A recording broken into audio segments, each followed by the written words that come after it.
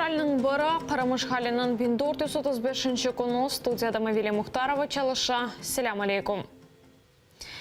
Ишғалчыларының незарет алтындағы Қырым Юхары махкемесі бір кішілік наразылықларының иштиракчысы Дилавер Юнусовның шикает аризасына ред етті. Имайысы Қырымлыға берілген пара жазасына қаршы итираз білдіргені да бүгін кешкенсіне октябрдің 14-інде бір кішілік наразылыққа шыққанда екі кішінің шикает аризалары бақылмақта. Имайжілер адил бір қарар олажағына беклемей. Туневан бір кішілік наразылықларда иштирак еткен 4 инсанның шикает аризасы бақылып ред етілді. Екі кішінің пара жазасы есе 15.000 рубледен 10.000 рублеге ексілтілді. Былтыр октябрдің 14-інде Қырымның фарқлы жерлерінде 100-ден зиеде Қырым татара бір кішілік наразылыққа шығып, репрессиялар тоқтатылмасына талап еткені да. Особых-то иллюзий и чаяний не было, но тем не менее. То есть суд прошел достаточно монотонно, в формулировках юридических, которых я мало чего в принципе понимаю. Единственное, что могу заметить, что народ никто не слышит. Я хочу сказать, что государство как раз-таки нас услышало, потому что отреагировало тем образом, которым обычно и реагирует, санкциями. Причем достаточно топорно, однообразно. Итог, будем обжаловать в ЕСПЧ решение суда, которое оставил без изменений решения суда первой инстанции. Қырым адвокатлары жемат ве ишғалжы құқыройчыларға мұражат етті. Олар махсус қызметлерінің судақта керчеклештірген ұжымын нафле олғанына қайд еткенлер. Ратлық күнлері Қырым бірдемлігі ярамада жематының проблемлерінің мұзакер етмек үшін судақта топлашты. Ләкин әліге яқын ишғалжы полиция ве ОМОН хадимы келіп оларға кедер етмеге тырышты. Инсанларны сораштырып фоторесімлерінің шығарған ве паспорт мәліматларына алғанлар. Адвокатлар Қырым бірдемлігі тешкілеті фарқлы дин ве миллетке айт инсанларны бірлештіре деп қайд ете. Если их цель была запугать народ или запугать тех участников, которые участвуют в этой крымской солидарности, то хочу сказать, что крымско-татарский народ имеет огромный опыт в борьбе, в мирной борьбе. Если это мероприятие было направлено на то, чтобы кого-то запугать и кому-то дать какой-то определенный импульс или посыл того, чтобы они отсюда уезжали, мы сделали свой выбор. Это наш дом, и мы отсюда никуда не уедем.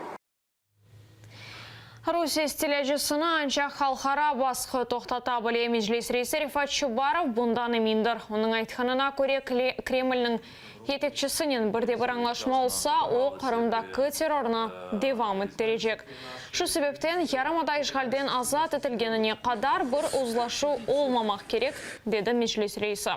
Рифат Чубаров Русия репрессияларында илкі виляве ең чоқ Қырым татарлар зарар көргеніне қайд етті. Такої авторитарної Росії, вони не звикли, щоб в суспільстві, вони вважають, що Крим – це є частина російського простору, щоб хтось дозволяв собі голос висловлювати думку, твердження, які кардинально відмінні від того, що оголошує російська влада.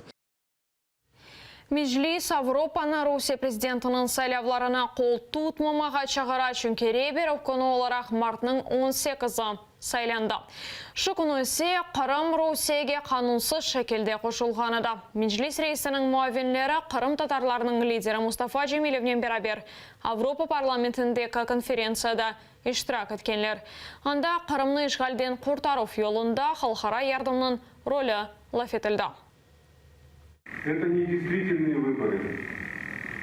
И каждая страна, в том числе ведущие страны мира, я считаю, что имеют полное основание не признавать результаты выборов Путина 18 марта 2018 года.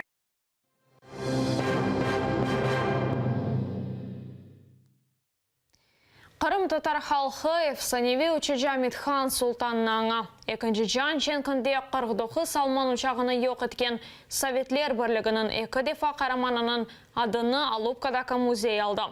Оның ады Қырым ве Эссас Украинадағы ядекерліқларға да берілді. Бұндан ғайра Митхан адыны Сейере бар. Улы учаджы 1971 сенесі февральның бірінде учақны сынап баққанда вефат етті.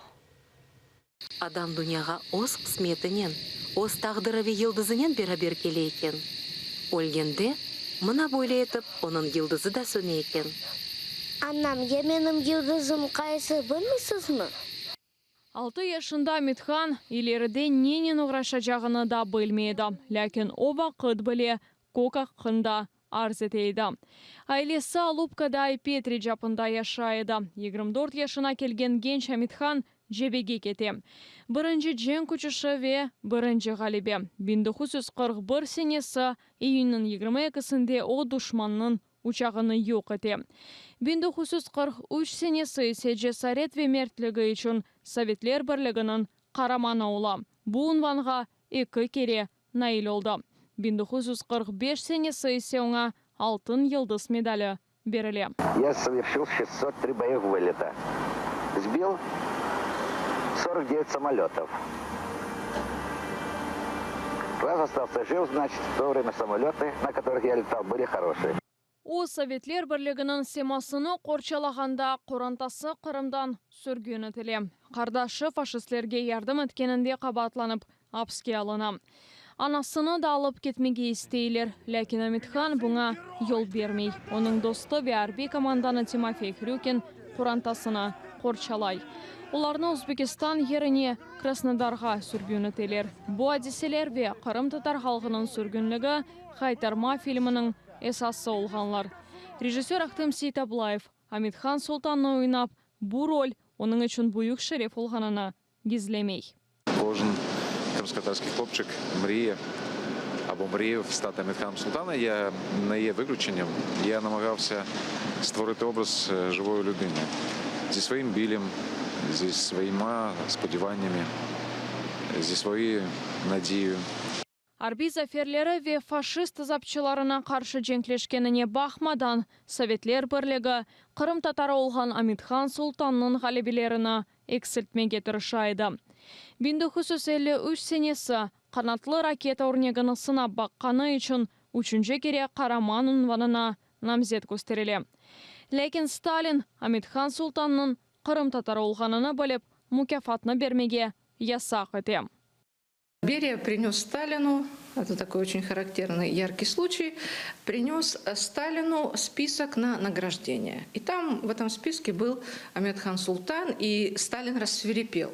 То есть это означало, что Амитхану нужно дать 3-ю звезду героя.